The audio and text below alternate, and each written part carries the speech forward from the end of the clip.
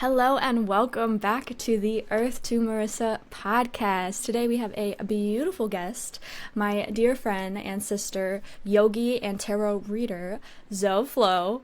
Let's go. Snaps for Zoe. I'm super excited to dive into her. Well, that's an interesting thing to say. I'm excited to dive into you, Zoe. I'm excited to dive into today's topic because we were talking about life transitions, how you can move through them with grace, with ease, with love in your heart, and how can you kind of just move through constant death and rebirth as these transitions and big life changes are occurring for you. And right now on the planet, a lot of people are moving through changes. We just had an election. Something is changing. We are being asked to step out of relationships, out of jobs, out of the things that are no longer serving us, which oftentimes create huge catalysts and changes in our lives. So we are going to dive into that today with Zoe. Hello. Why don't you go ahead and introduce yourself? Hi. I'm very happy to be here and to talk about this. I feel like it's a topic I've almost become, I don't want to say passionate about, but maybe almost, because of just how much life has thrown at me and kind of forced me into changes and transitions. And so I just feel like I have a lot to say on it. So I'm excited to talk about it. Absolutely. And that's why, when I was like, okay, I want Zoe to come on, like, are we going to talk yoga? Are we going to talk tarot? Are we going to talk like clean food? And then I was like, you know what? Actually, like, she is so good at this. Like, let's talk about that. 'Cause like you just like effortlessly, and I feel like it is because you have moved through so many transitions. Like there is an effortlessness that at least we see from the outside. It might not feel like that for you when you're moving through it, but like, I love watching you move through transitions because it really does. It seems seamless at some points. But thank you. And hey, I'm down to talk about those other topics at a different point in time. So just putting that out there. Yes, Zoe will be back on the podcast for sure. Future episodes. Woo-hoo. Yes, future episodes. Let's go. So today's and this week's affirmation, I have been working with, I have everything I need exactly when I need it. I am moving through a transition. Right now, I got a new job. I am moving into my partner's house. And so I had a lot of fear, a lot of stuff coming up. And that affirmation has been really helping me. It just takes that pressure off. I have everything I need exactly when I need it.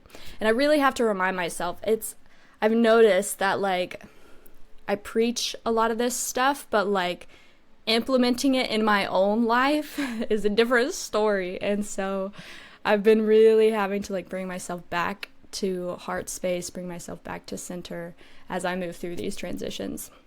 What affirmation are you working with, Zoe? I feel like it's changed throughout my week. I actually, though, what I started with this week, I'm still rocking with that, so I'm gonna go with that.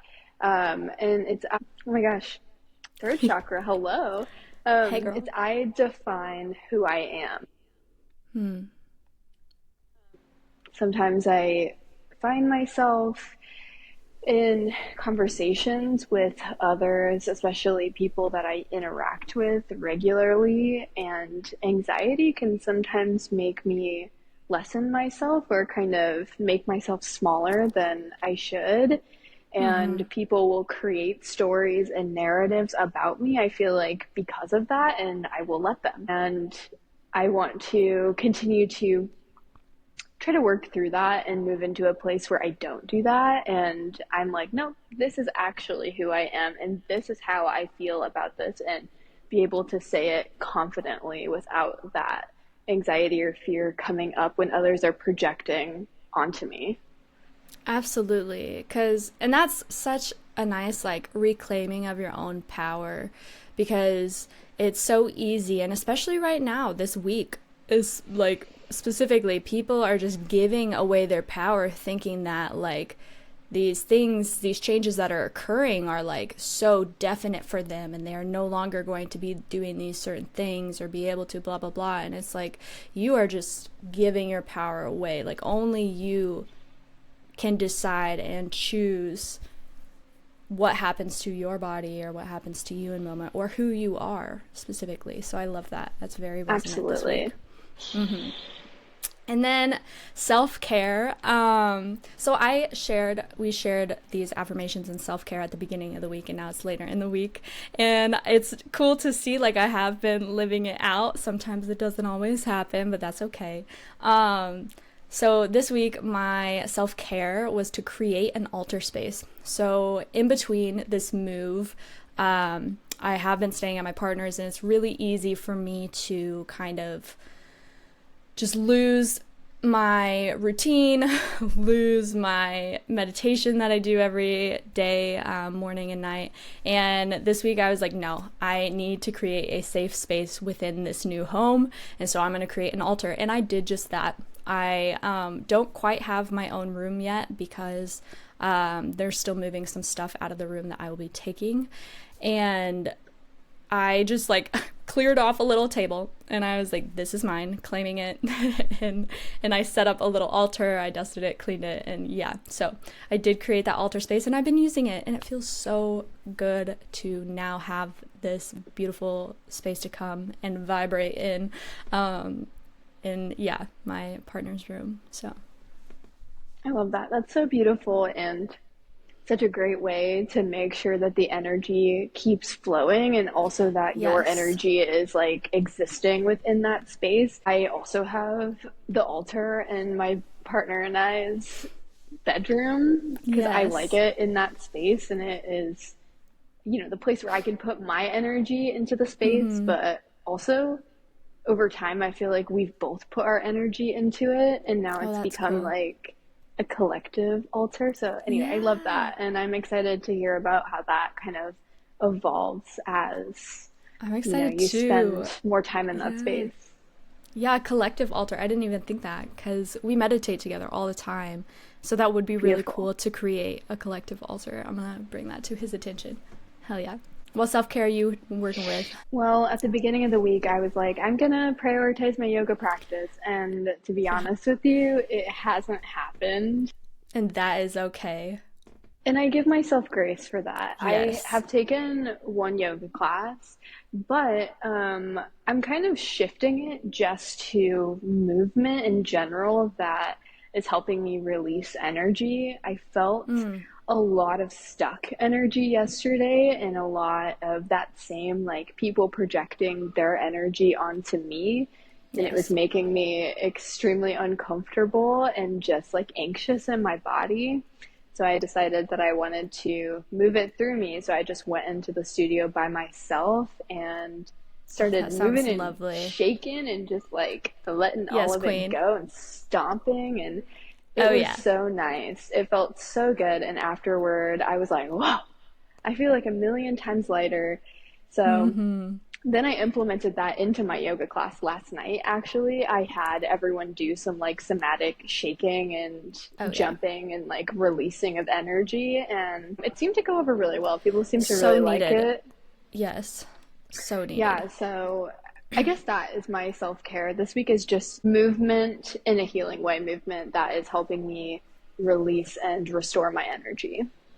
It's nice to keep it open-ended too, because I find sometimes like I can't get hard on myself. It's like, crap, I said I was going to do yoga 3 times this week. That didn't happen. However, I did dance.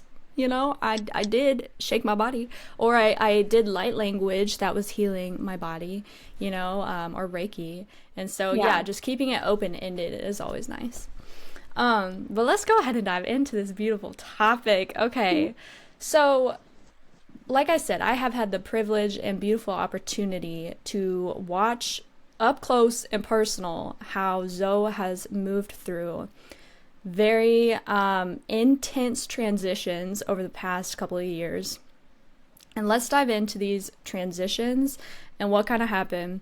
And then I have some questions that were channeled that we'll get into just kind of as we're talking. But yeah, I really am so glad to have seen firsthand up close, like, you just kind of transform and evolve into who I'm speaking to now from, and it happened quickly, like boom, boom, bam.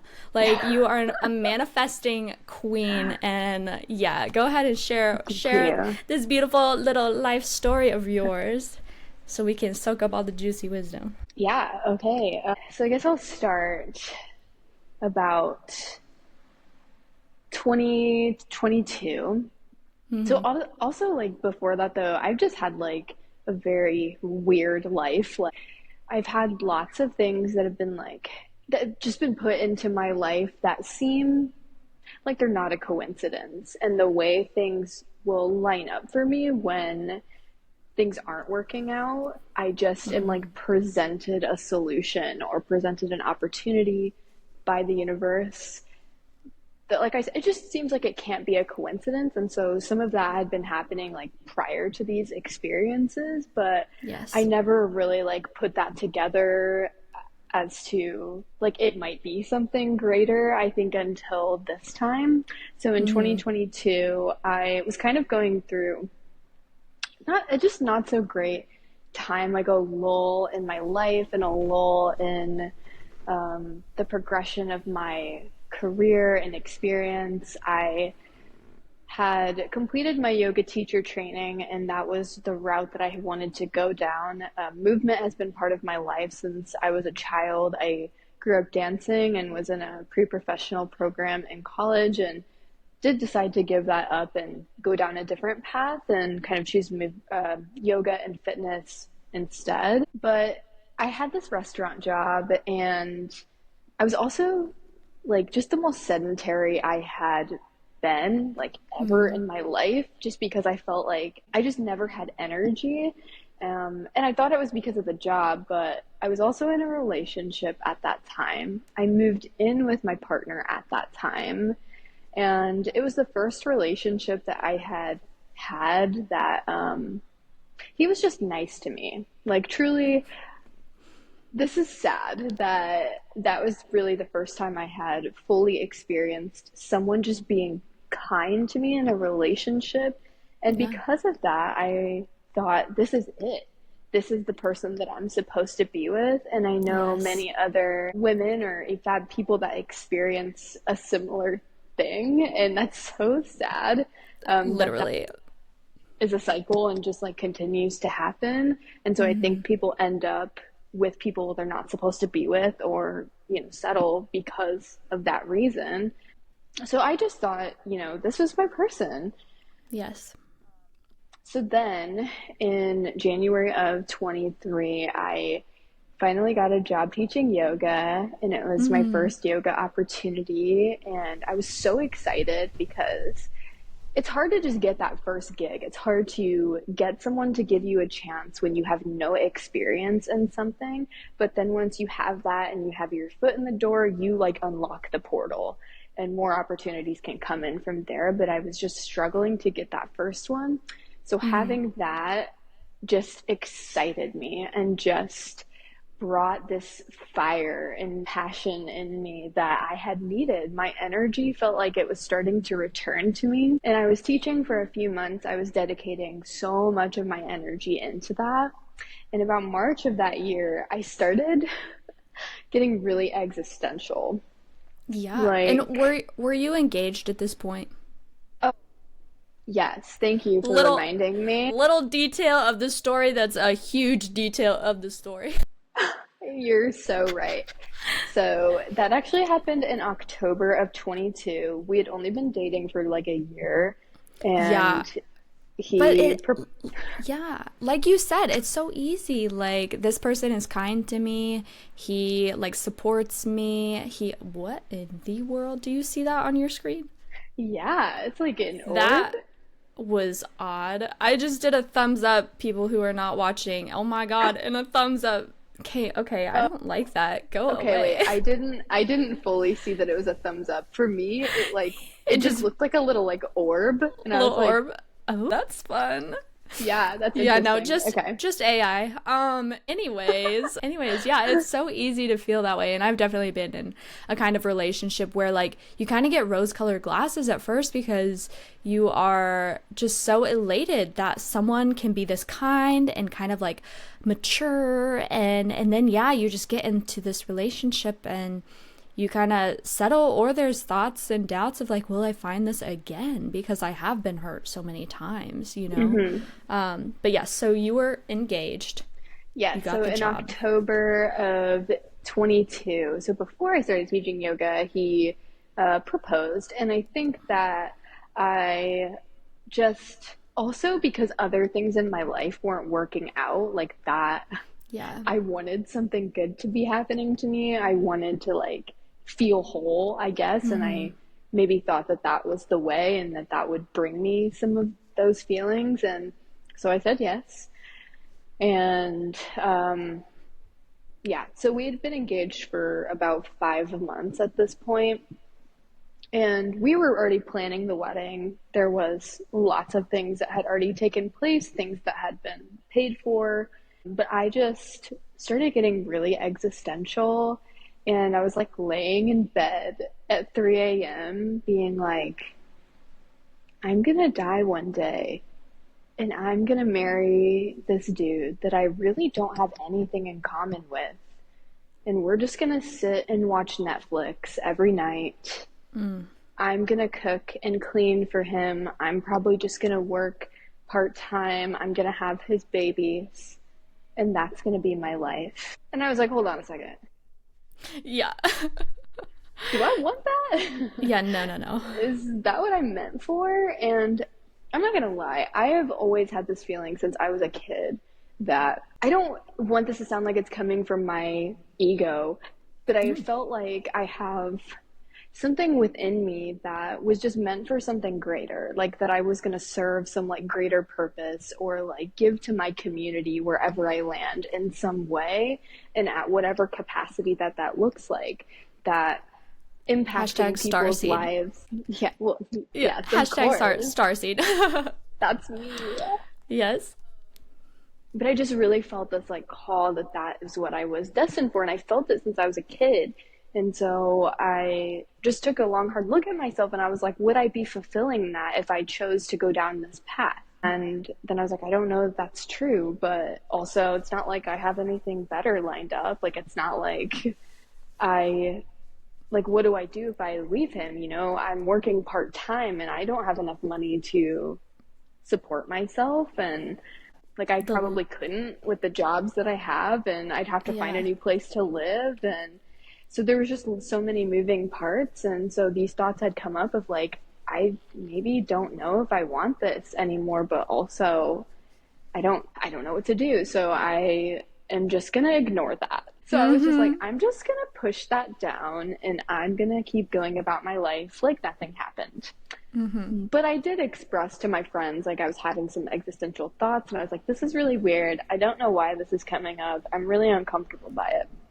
And they weren't just about the relationship. I mean, you were like going into like black holes, death, like where do we go? Like just all sorts of like very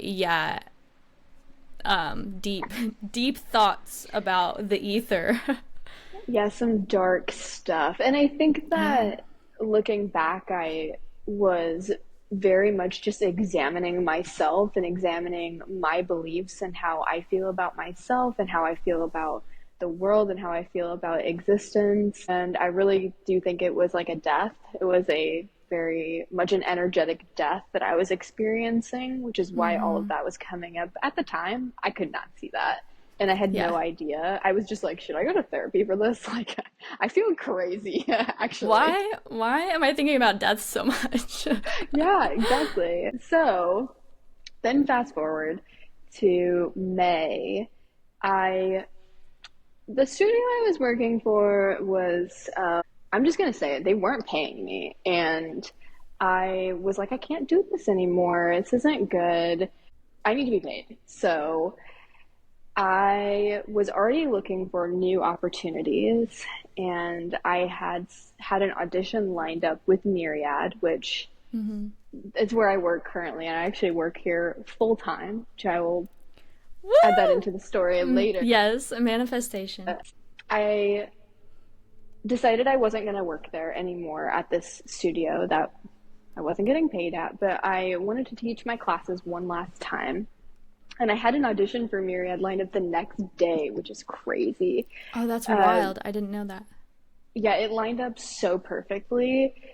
So then I went there and I taught my classes. I let my clients know that I wasn't going to be there anymore for personal reasons, and that I also give tarot readings, which I had never done paid readings before at this point, but it was something I wanted to do. And so I was like, okay, what better way to just like kick this off and just put myself out there than like in this moment with these clients that I've already like developed a relationship with. So it's now or never, baby. We're just going to do it. Yeah, I'm leaving town, never going to see y'all again, but if you do want to read it, I got you. Yeah, and someone took me up on it. Yeah. It was someone who I had actually felt a connection with already. Him and I would cross paths at the studio, and it was kind of one of those vibes where you felt like you had met them before, or you felt like you already knew them before knowing them. And that's exactly what I felt with him. So when he told me he wanted to set up a reading, I was like, yeah, let's do it. I already feel like I can trust you. I think this would be great. So we scheduled that reading, and we met up and did it on June 1st. I remember the exact day. That's so cute. It's when the course of everything changed. I feel like my whole timeline shifted on this day, so I will just always remember it. And I gave him I have a question. Before we dive into the shift, I want to ask a question first that kind of came through. Yeah. As you have moved through these transitions, looking back through the big transitions, because we're just talking about one here, you know, you've had several in your life that have been catalysts that I know about, and, you know, ones that you have just moved through personally and maybe not shared. Everyone has gone through them. However, I'm noticing this as you're telling the story where these little changes or urges to redirect were coming in before the like huge asking to step into this new version of yourself. And so do you find that like with these transitions, usually you'll start to see some smaller shifts occur before the big catalyst happens? Yes, I think that's happened pretty much every time. Yeah. But I feel like I only recognize it in hindsight. At the time, it doesn't feel like anything, or it doesn't feel like something is coming. I do think that as I've become more intuitive and more in tune with myself, I can maybe recognize it a bit more. But at the same time, I don't know what's happening until it happens. I just know to like trust those nudges and lean into them when they come up, even when I feel like I want to resist it, because I'm like, why would they be coming up right now if I wasn't supposed to tune into this? Yeah. How do you stay open to receive those little nudges or those little bits of intuition, would you say, especially when you are having existential thoughts or you are craving this change and have no idea like where to start or begin, or, you know, so how do you start like asking, like you're on your hands and knees, you're like, please give me a sign, you know, but like how do you stay open to receive those signs or to receive all that it is that you're craving? Yeah, that's a good question. I think not being attached to your path and how it's going to unfold is really important for that.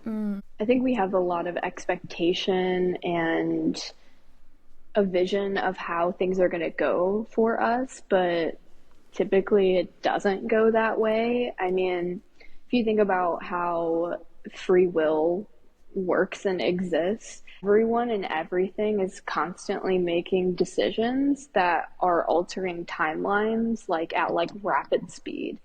So where you're going right now could change in like 10 seconds. And it kind of blows my mind when I think about that. But it's true. Timelines are constantly shifting and unfolding and presenting themselves. So if if you are too attached to one timeline and one path, then that's going to create more resistance as you're trying to move into carving a new path for yourself. So I think that as I do ask for signs, because if I feel the nudge to kind of diverge my path, start going down another path, I want to make sure it's right that I am supposed to be doing that, because I also feel like I am an extremist a bit in some ways, where I can be a little bit all or nothing. That's my Same. Gemini duality energy. So sometimes I need to sit with it and think about it before I do actually create that action. So sometimes I'll just ask for a sign, and I will leave it open for how it presents itself, and it almost always does. Like if you ask for it, it probably will show up in one way or another. And I actually did end up doing this. I feel like this is a good segue into this next part, because I did this actually. So basically the tarot reading went really well, and I kept talking to this person, and it felt like I had known them forever, and we just connected on such a deep level, and we found out that we were so compatible in so many ways. Even though we were like pretty different people, we just viewed the world from a very similar lens. And so it was like, not only did I meet someone who was very kind to me, but also they complemented myself and my personality and my interests in a way that I had never experienced before with a man. I was seeking signs as to, should I stay in this current relationship, or should I make this jump and leave and try something new, even though I'm supposed to marry this person?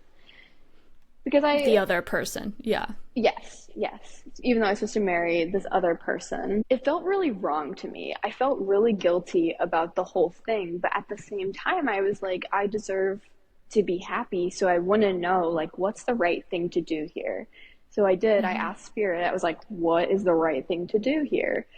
What should I do? I just really want a sign on what direction I should go from here. Like, why am I meeting this person? I remember you kept saying that even when you didn't meet this person. You were like, why did I meet this person? Like, I'm supposed to marry this guy in 6-7 months, and now this other person is coming along. Like, what is this? And so much questioning. Like, am I supposed to follow this path, or is this showing me the change that's going to occur in my current relation? Like, we just have no idea when it happens. So the sign, I didn't ask for like a specific sign, but what ended up coming through was, I see lots of numbers, angel numbers on like license plates, and I saw this license plate it said ZV, so I was thinking it like versus, and then the initial of my fiance at the time, and then a number after that. And I have an angel numbers book, so I looked it up to see what that number would be, and it was freaking wild. It was like, the relationship that you are currently in, or a relationship you are currently part of, is no longer resonant with you. It is time to make shifts to align with your current circumstances. And girl, I did not know that. I did not know that happened. I honestly forgot until we started talking about this, and now I'm remembering. But I remember just sitting there being like, holy shit. What the heck? It was like too wild to be a coincidence because of the message. And I was like, okay. I just like put the book down, and I was like, okay, all right. I still don't know what I'm going to do, but that feels like a nudge. Then on my birthday. So this is June 21st. So it was like 3 weeks after I'd given that reading. And so many things happened in 3 weeks, like so many feelings. Yeah. So he told me that he had feelings for me, and he was like, we can't deny this. Like, I know you do too. And I think we're, meant to try this out. And he was like, but I, can't keep talking to you if you're going to get married. So I need you to figure out what you want to do and where you want to go from here. And I was like, okay, no pressure or anything. Got it. Yeah, literally. So I took the next couple of days and I just thought about it. Then we were going up to my parents to have a little weekend to celebrate my birthday. And my parents lived a couple hours away. Yeah, girls' weekend. And it was, all of you were in the wedding also. Yes. So on the way there, I was like, I'm going to decide by the time I get there what I'm going to do. If I'm going to stay with him or if I'm going to call off the wedding and break up with him and, see what I have to do from there, go from there. And in that decision, I wasn't like, I'm going to be with this other person. I just was like, I need to take it one step at a time. And this is what I need to decide first. And so we love the maturity too of like the other guy, how he came forward and was like, yo, like I literally cannot keep interacting with you because I like you too much. Like, we love emotional maturity and dudes that will just like lay it out. Fantastic. Yes. But yes, we went to your, go ahead.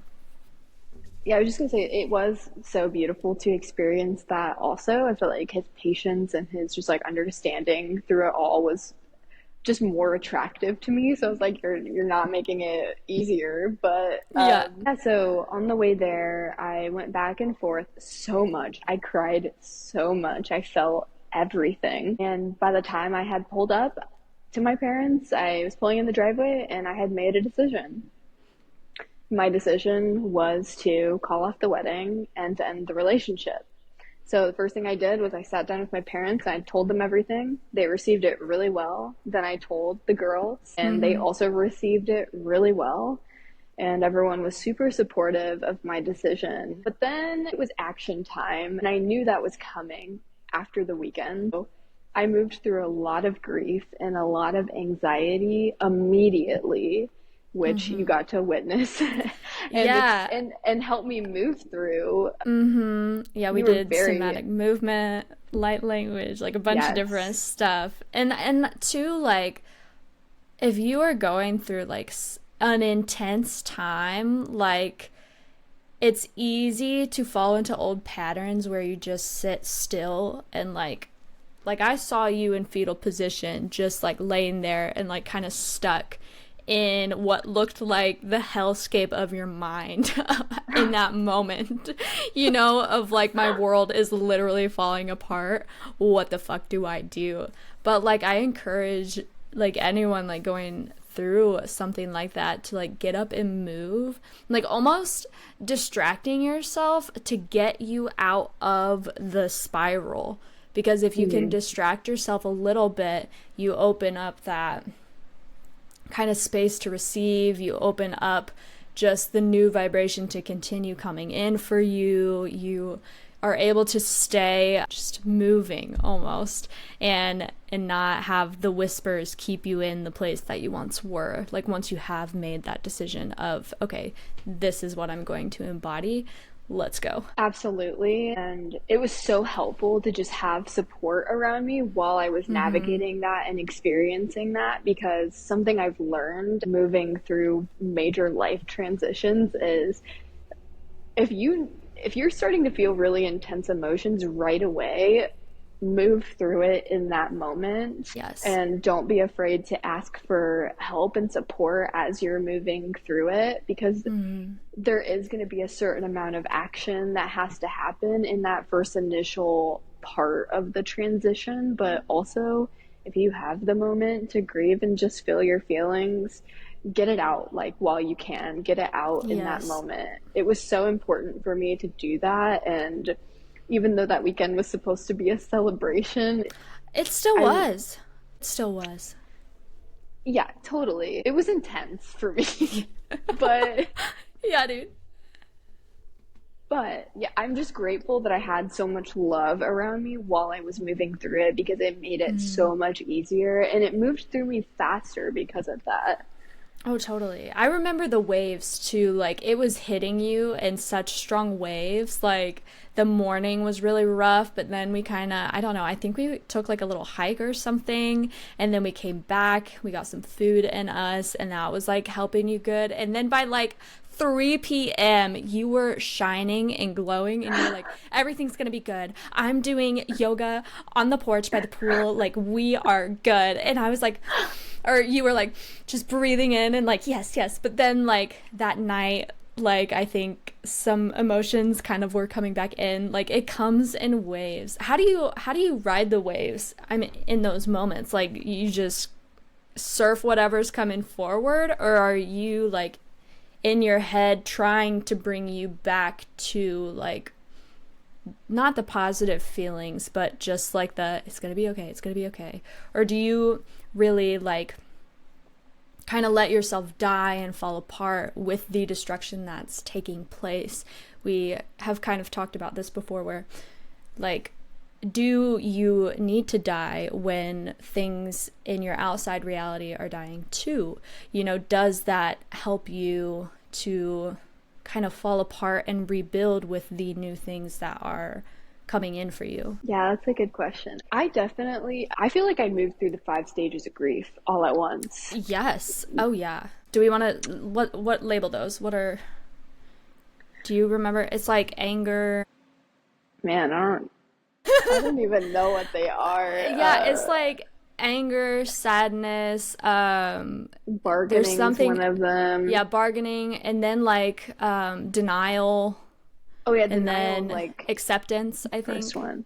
Yeah, denial might be the first one. Yeah, out of order, but those are the energies. Totally. Yeah, no, and I feel like I move like through them, like as I'm feeling the intense emotions, and the denial is like my resistance, and it is that like I just want to be better. I just want to feel better. I just want to feel good again. Yeah. But once I move past that point, then it's like all hell breaks loose, and I just let it all flow through me. I just let myself sob and cry and scream and feel whatever I need to feel. And then once I can move that through my body, I do start to feel lighter and I feel a bit better.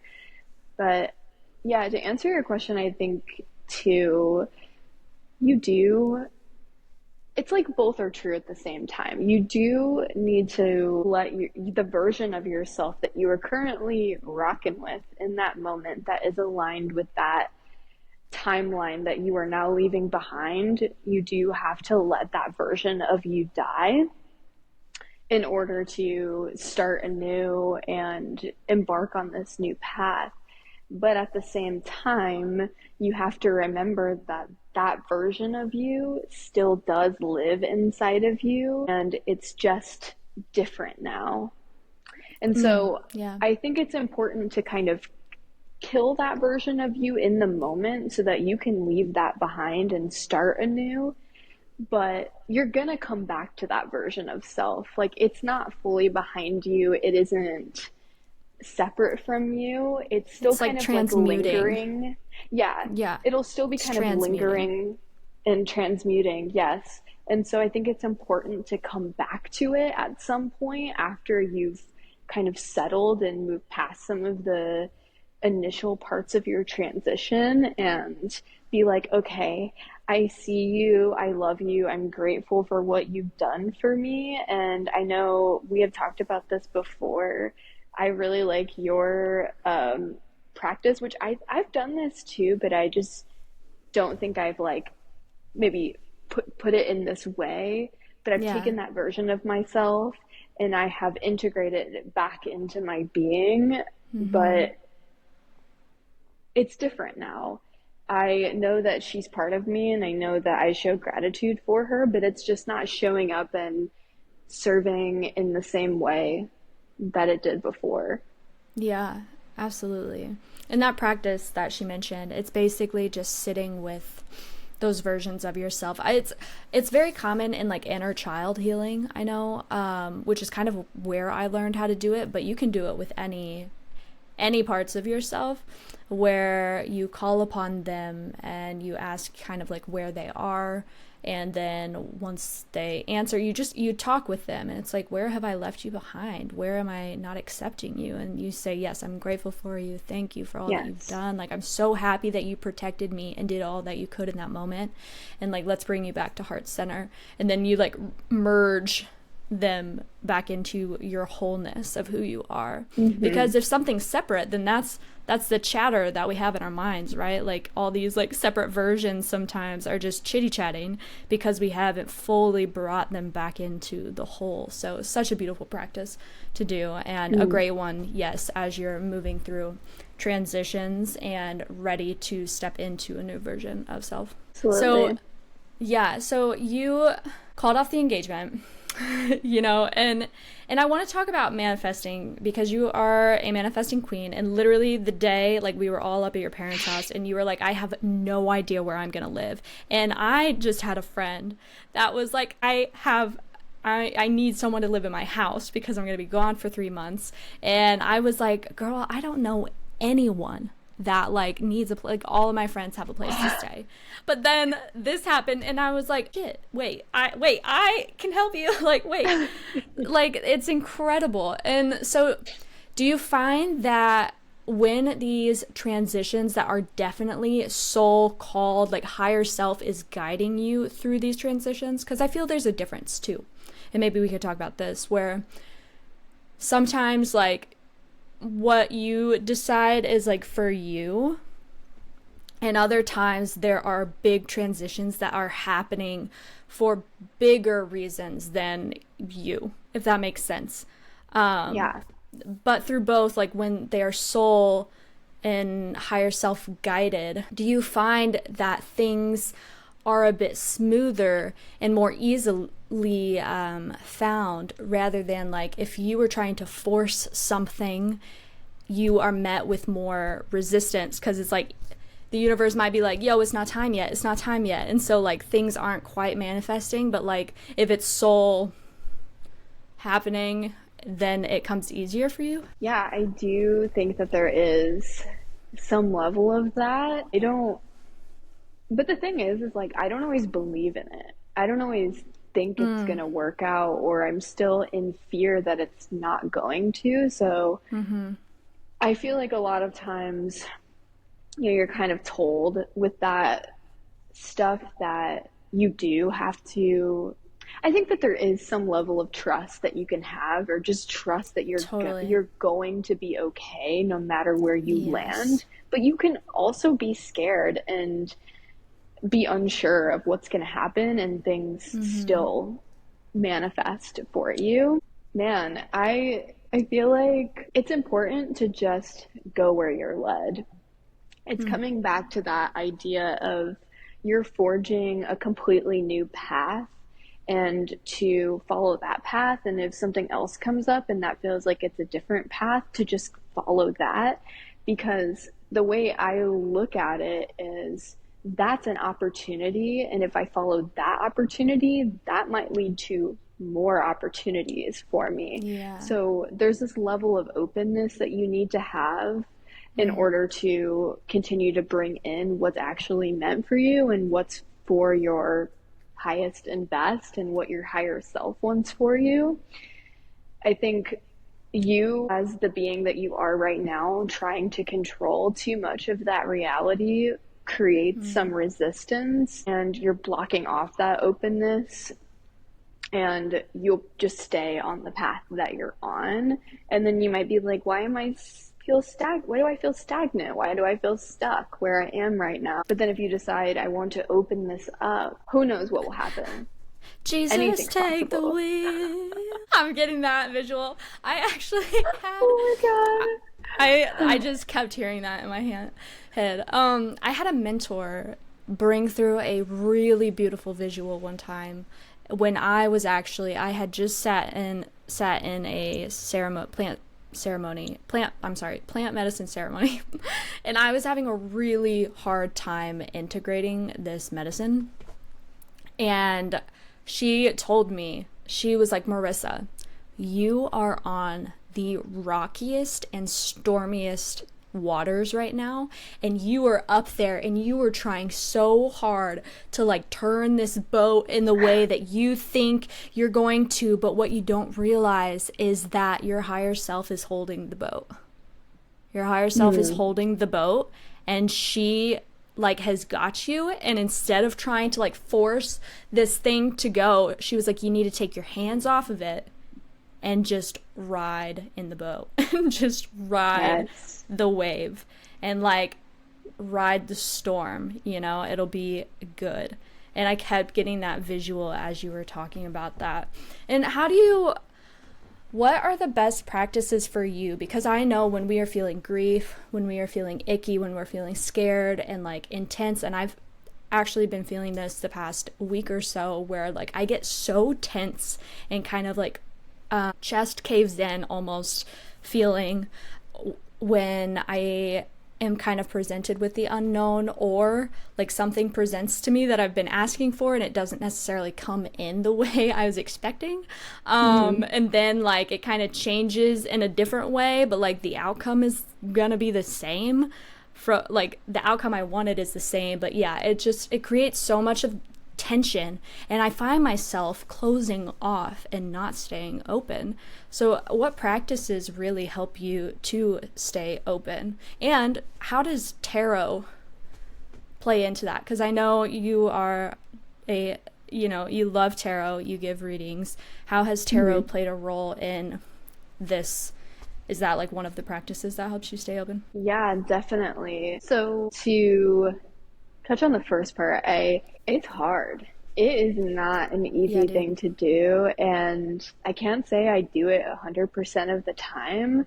I think that eventually, sometimes it comes in hindsight, I think. So I just want to say that first is that it's okay, because sometimes you won't realize it in the moment, and sometimes you will create some resistance. But, you know, I think if you're able to look into that, it's still able to be transmuted. So you're not completely blocking yourself off by just feeling that initial resistance.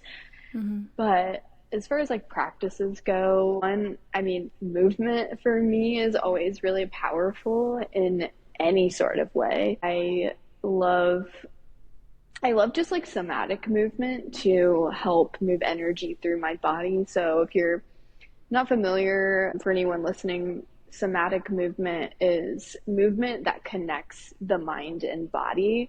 And so a lot of it involves like tactile sensations. And so like somatic practice might be like you taking your hand and like rubbing it like down your arm and like shaking off like energy things, like imagining that they're like actually coming off of your body. Or another thing is like shaking is like really powerful. Jumping, shouting, just many modalities of movement to just help release energy from the body. And you don't have to have any sort of special skills to be able to do it, is the beautiful thing.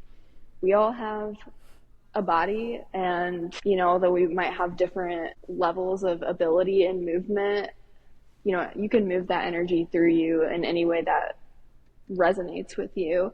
And so that's one way I really like to do it.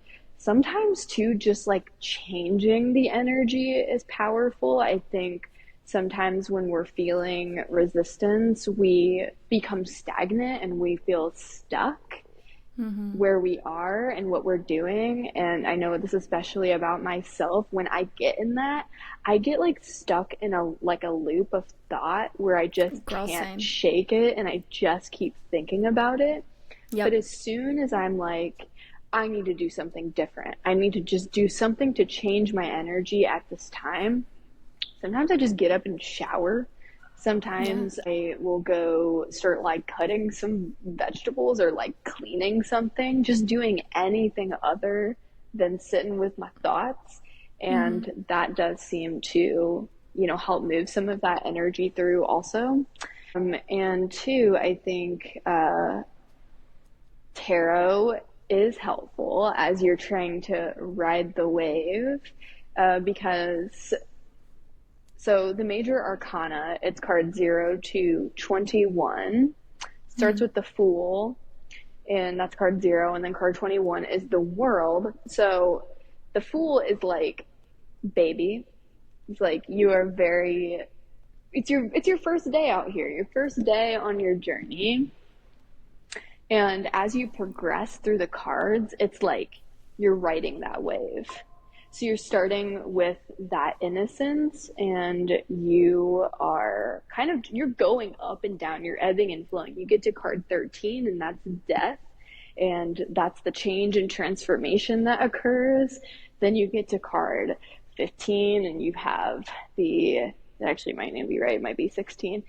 You have the Tower, which is, that breaking down and like destruction of what you have known in order to build anew. And then when you get to the World, that's the completion of the cycle. So when I'm moving through transitions, or when I'm moving through like really intense emotions, I'm like, okay, I'm on the Fool's journey right now. I'm starting from this place of innocence. I am going to come into this space of actualization when the cycle is complete. And right now I'm just riding the wave. And I think it's just been a good modality for me to look at and examine myself and my life. 2, I do give myself readings as well if I just need some guidance.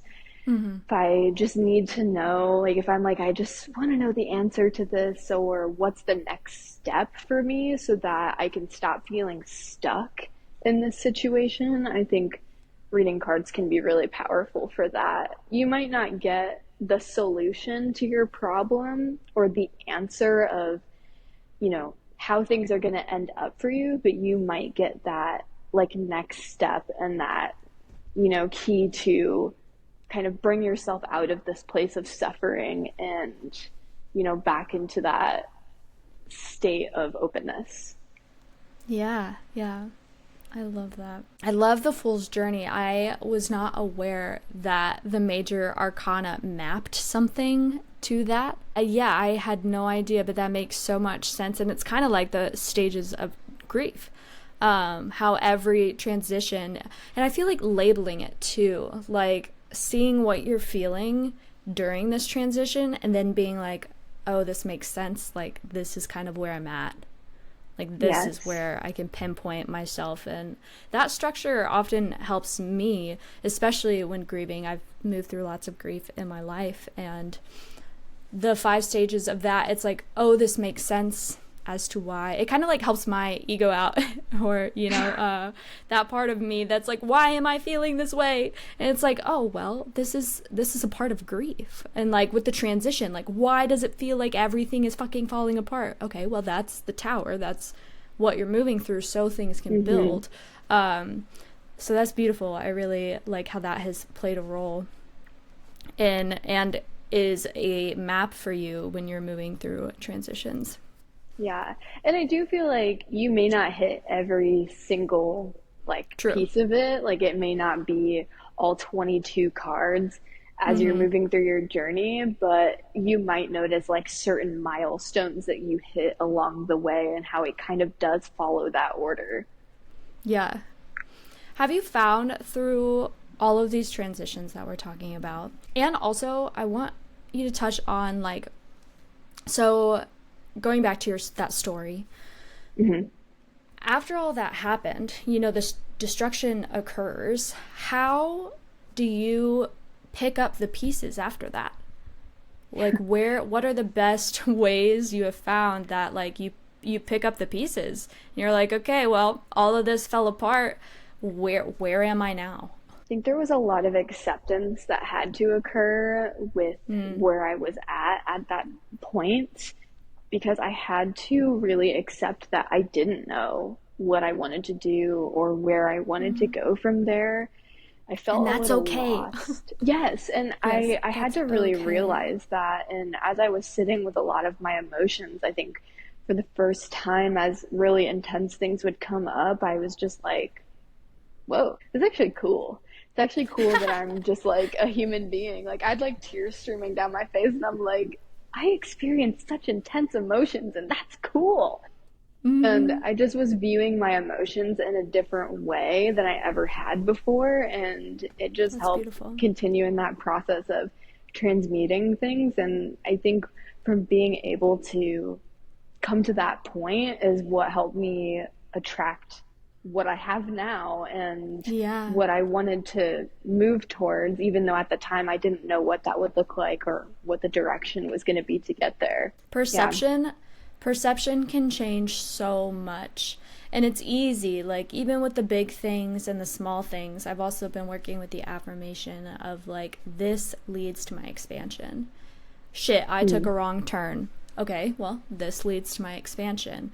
Okay, I'm being asked to move and start this new job, and I'm kind of freaking the fuck out because, like, I haven't done this for a long time, you know. Okay, well, this leads to my expansion. That's the only outcome.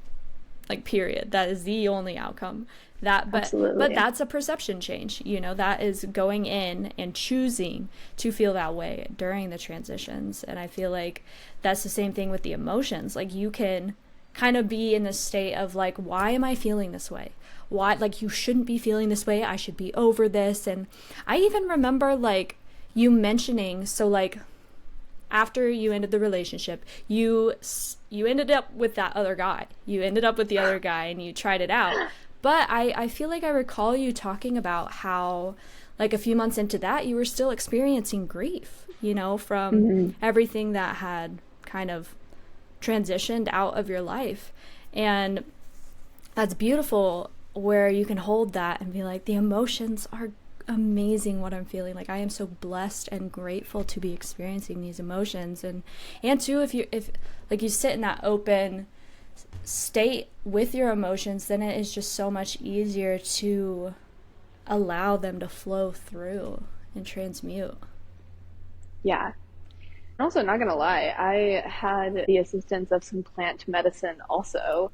Yeah. In the fall of last year, I was exploring that a little bit, and I do think that helped me in my journey also, and helped Absolutely. with how I was viewing myself and viewing my emotions and viewing my grief. I feel like my brain like got rewired.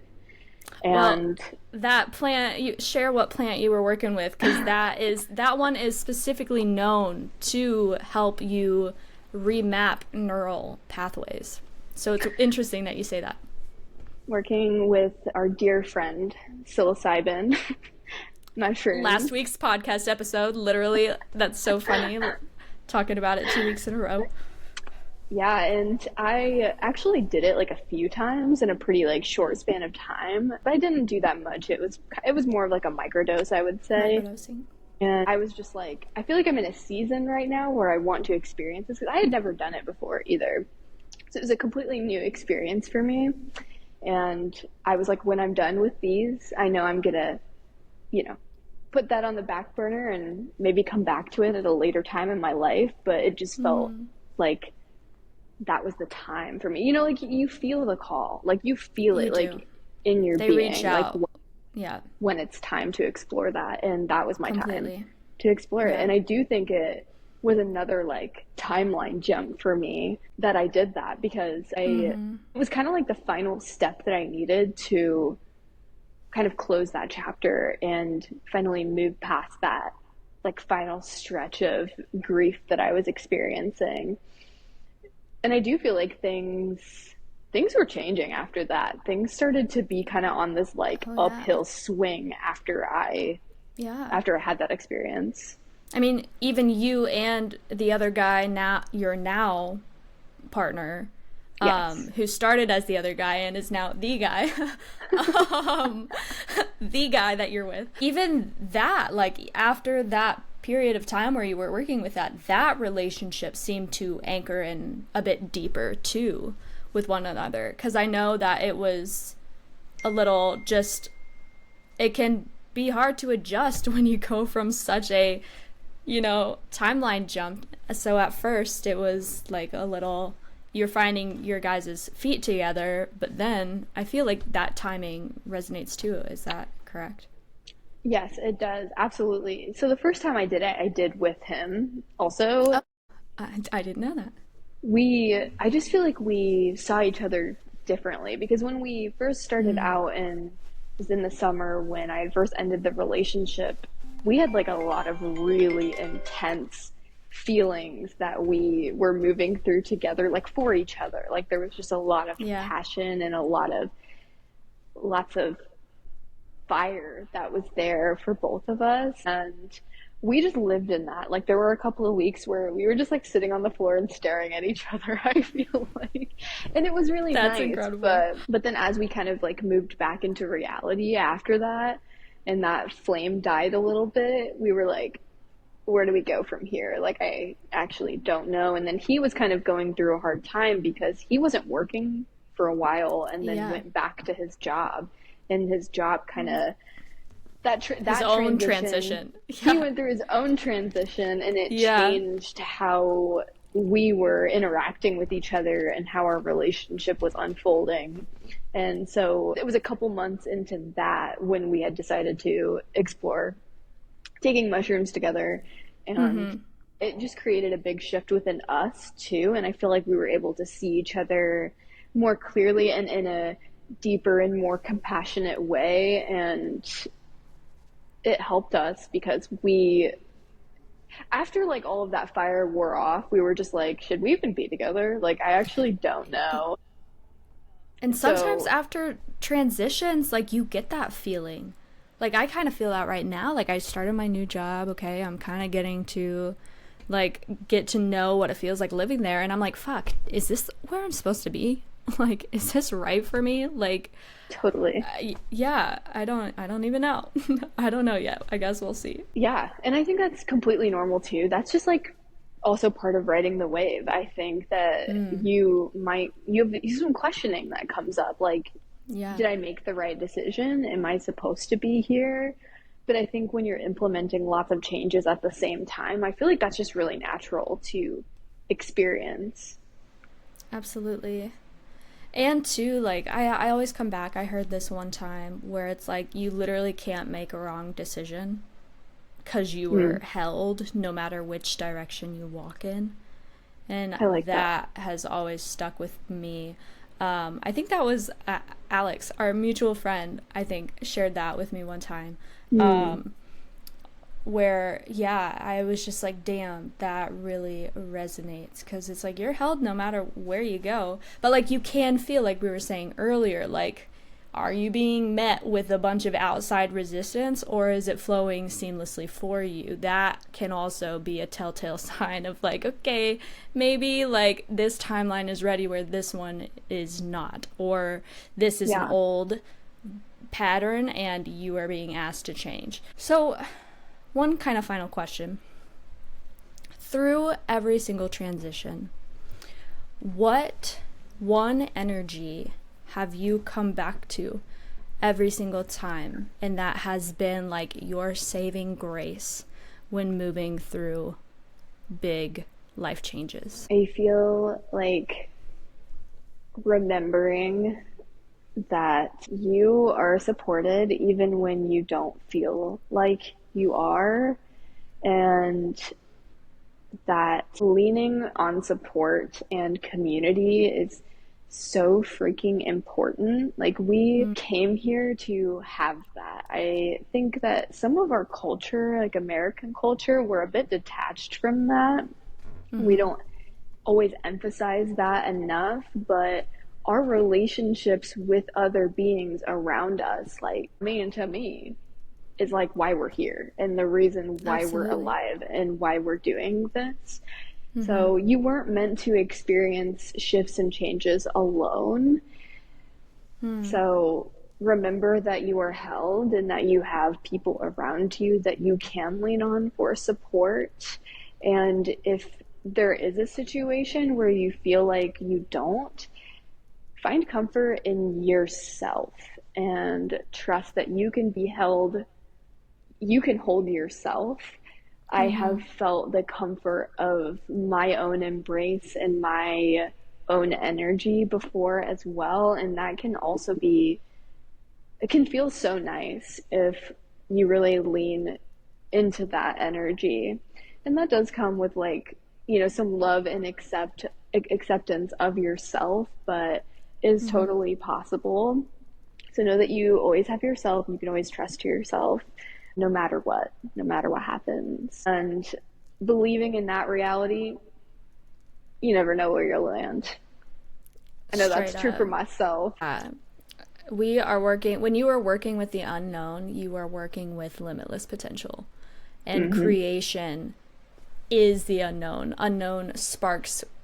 Creation sparks within the unknown. So yeah, you have no idea where you're gonna land, and so it gets to be exciting and it gets to be fun. Like, I literally say that all the time. I feel like that should be my tagline, like, it gets to be fun. And I'm gonna really remind myself of that as I continue through, like, when the questions come up of like, should I be doing this? Do I really like this? Like, it gets to be fun. We're just trying it on. We're trying it out. And like, it doesn't have to be that serious, because I'm held and I'm taken care of, and we're all just here to experience, expand, and explore. Absolutely. Yay. Well, thank you so much, Zoe, for sharing your beautiful energy with us and your beautiful stories. I love hearing other people's stories, because I grow so much through just hearing how people have implemented spiritual wisdom through real life experience. So I really appreciate you sharing, and tell the people where they can find you. Yes. So the best way to reach me is Instagram. So my handle is ZOFLOW. So it's ZOGRLO. And that is what I use for booking readings. I'm very informal, but I do one-on-one readings. I can do that either in person or virtual. So if you don't, live in Indianapolis and you want a reading, we can definitely still make that happen.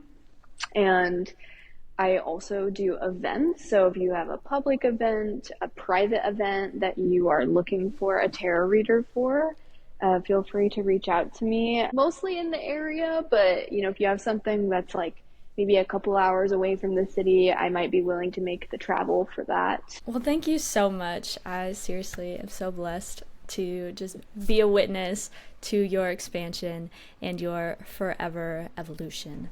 Thank you. Thank you, guys. Yeah. Thank you for listening. I appreciate you. This week we are focusing on gratitude, and for the rest of November we are focusing on gratitude. So be sure to check out my course where gratitude is one of the 5 lifelines. I've created an online course, video and meditation, to help you move and breathe through the holidays. So be sure to check that out. And I have a gratitude meditation coming out this week, some gratitude information. We're just focusing on the real spirit of November, which is gratitude. So check that out, and until then, we will talk to you later. Bye for now.